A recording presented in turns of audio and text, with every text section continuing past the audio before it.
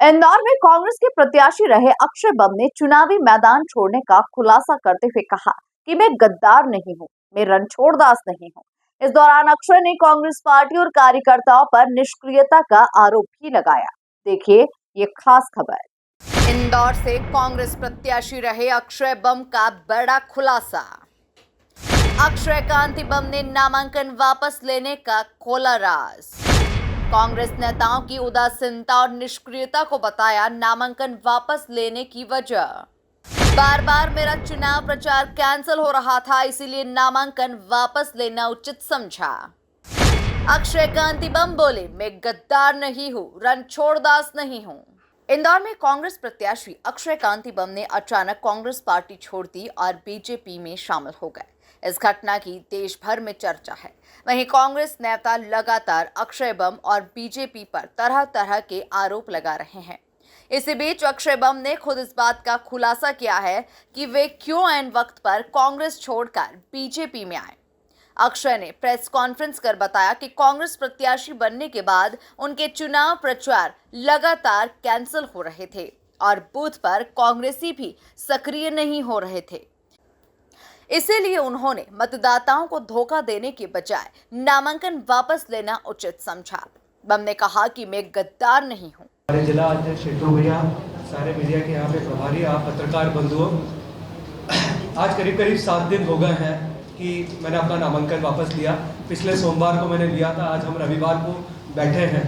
लेकिन मुझे ऐसा लगा कि कहीं ना कहीं शायद जो मेरे मन में था, जो मैं काम करने जा रहा था, उसका नैरेटिव थोड़ा सा गलत सेट किया जा रहा है। तो इसलिए मैंने अध्यक्ष जी से और कैलाश जी भाई साहब से मैंने निवेदन करा कि अगर वाकई सबके मन में सवाल है और इंदौर की जनता में अगर सवाल है, क्योंकि मुझे ऐसा लगता है कि इंदौर की जनता का आप प्रतिनिधित्व करते हैं और अगर आप प्रतिनिधित्व करते हैं तो आपको हर चीज़ का, हर बात का, हर सवाल का जवाब जानना बहुत जरूरी है। तो मैं यहाँ पर आप लोगों के बीच में इसीलिए आया हूँ कि आपके जो भी सवाल हो, जो भी आप लोग मुझसे पूछना चाहते हैं, जो भी आपके मन में हो, लेकिन बस जैसे कि गौरव भाई साहब ने कहा, एक के बाद एक आप करें और रिपीटेटिव क्वेश्चंस ना करें कि उसका सेम जवाब आए। अलग क्वेश्चन हो तो ज़्यादा बेहतर होगा।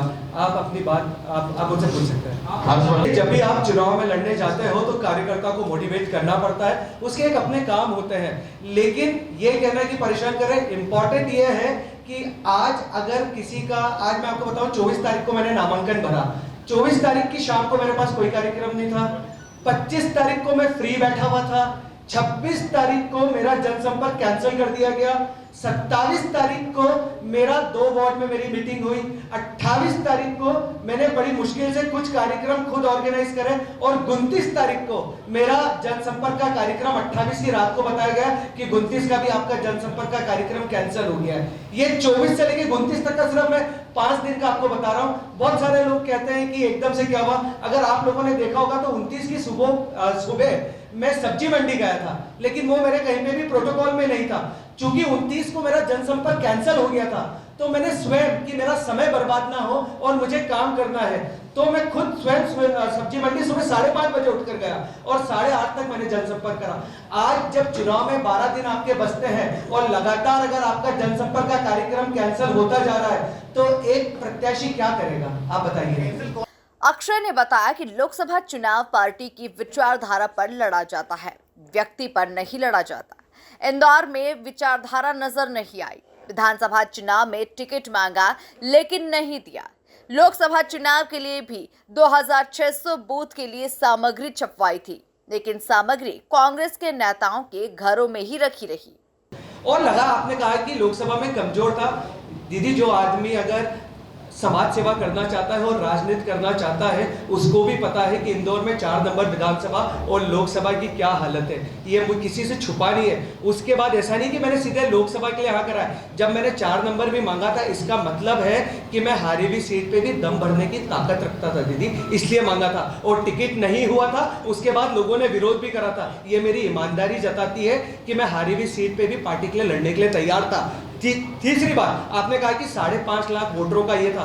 दीदी, अगर मैं आज चुनाव लड़ता तो आप मुझे एक बात बताइए, आज अक्षय बम चुनाव लड़ रहा है, अक्षय बम की बहुत बड़ी एल्यूमिनी है, अक्षय बम के व्यक्तिगत संबंध बहुत सारे लोगों से, अगर आज मैं उन व्यक्तिगत लोगों को बोलता कि अक्षय के लिए काम करना है, आज वो पार्टी को छोड़ के अक्षय बम के लिए काम करते और सपोज अक्षय बम को इस तरह से डिससबऑर्डिनेशन मिलता और चुनाव के बाद में अगर चला जाता, तो दीदी जिनका मैंने मत मेरे हक में लिया है उसके बाद में जाता, वो ज्यादा खराब होता कि मैंने पहले उनको ऑप्शन दे दिया कि आपका कॉल है, आपको अपना मत कहाँ डालना है, अपना मत अपने विवेक से उपयोग करें। तो ज्यादा ईमानदारी किसमें दीदी, आप खुद बताइए।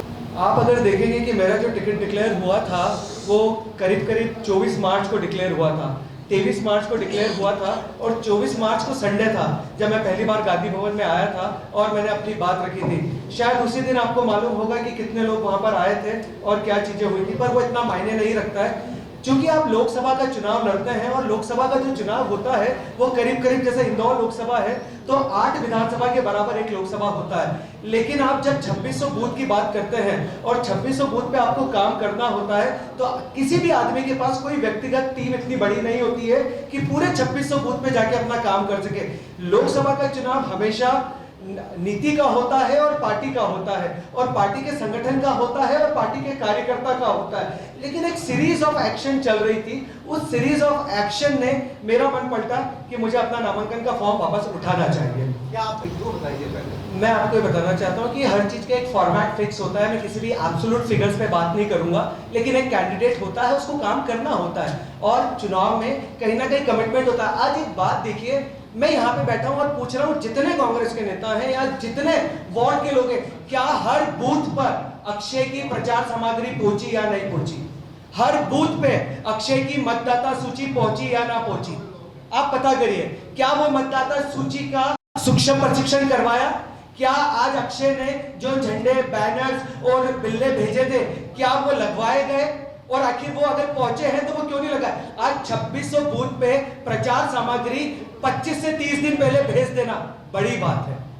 तो आज सबको पता है किस तरह से झंडे आते हैं, किस तरह से बिल्ले आते हैं, किस तरह से मतदाता सूची आती है और किस तरह से उसका सूक्ष्म प्रशिक्षण होता है। आज वो सिर्फ 1 या 2 जगह जाके पढ़े। मुझे कहते हुए अतिशोक्ति है कि मैंने जो मटेरियल लिया था और जो सामग्री लोगों के यहाँ पहुंचाई थी, यहां से हमारे बीजेपी के ऑफिस से उसको एक ट्वीट भी हुआ था कि अक्षय की और कांग्रेस की प्रचार सामग्री पड़ी है और उसको कोई ध्यान नहीं दे रहा। ये ऑन रिकॉर्ड्स है, ये ऑन रिकॉर्ड्स है, आप देख सकते हैं उसको चाहे तो जब मैं इतना ईमानदार हूं और ये काम कर रहा हूं, आज गर्मी का टाइम है, 45 डिग्री का टेम्परेचर है, हर आदमी को पता है कि जनसंपर्क दोपहर में 1 से 4 नहीं किया जा सकता। लेकिन उस 1 से 4 के बीच में अगर आप मेरा पूरा शेड्यूल देखेंगे, मैं स्टार्टअप से मिला, वुमेन एंटरप्रेन्योर से मिला, महिला उद्योग से मिला, बच्चों से बात करी, मैं स्वयं मेहनत कर रहा हूं और काम कर रहा हूं। लेकिन इतना बड़ा चुनाव बिना संगठन और बिना किसी के सपोर्ट के नहीं लड़ा जा सकता, ये सब हम मानते हैं। अक्षय बम ने कांग्रेस के नोटा कैंपेन को लेकर कहा कि नोटा का कैंपेन अधिक सार्थक नहीं है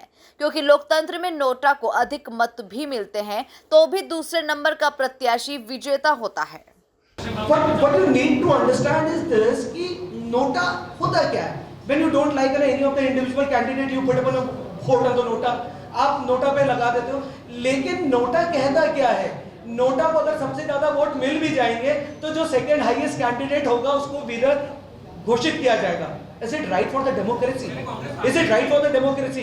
दूसरी चीज, आज नोटा की बात उठी क्यों? When you have the choice कि you can make a candidate of Modi Singh Patel as an official candidate, why you have not utilized that particular moment? आपने खुद पैरा बे अपना फॉर्म बी में लिख कर दिया है, उसके बाद आप उसको यूज नहीं कर रहे और उसका दोषारोपण अक्षय बम के ऊपर करें, ये तो सही नहीं है भैया। गौरतलब है कि जीतू पटवारी ने पिछले दिनों प्रेस कॉन्फ्रेंस कर अक्षय कांति बम और भाजपा पर कई गंभीर आरोप लगाए थे, जिसके बाद अब अक्षय कांति बम ने नामांकन वापस लेने का राज बताते हुए कांग्रेस को ही कटघरे में खड़ा कर दिया है। Bureau report, MP news, Indore.